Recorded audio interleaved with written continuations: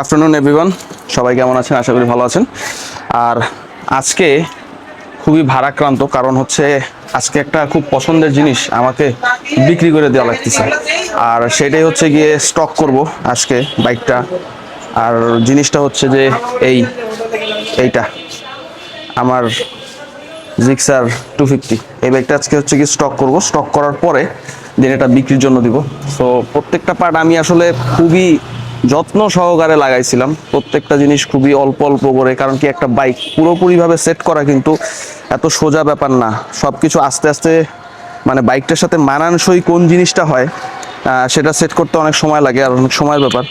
So অল্প অল্প করে সেট করা আমার বাইকটা এই আজকে বিক্রি করে দেওয়া লাগবে বেশ কিছু কারণে। সাইড বক্স, টপ বক্স সব ফুল সেট আপটাই খুলে ফেলবো। আর এই যে যা যা আছে এগুলা, এই টোটাল সেট আপটাই খুলে ফেলা হবে, কারণ কি আসলে স্টক করেই বিক্রি করতে হবে, কারণ এখানে অনেক অনেক টাকার প্রোডাক্ট লাগানো আছে। আর এই পুরো সেট আপটা চলে যাবে হচ্ছে গিয়ে NX 200-এ।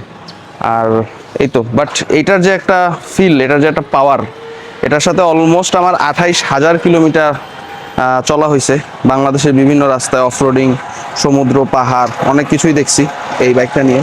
সো অনেক স্মৃতি আছে, অনেক আবেগ আছে।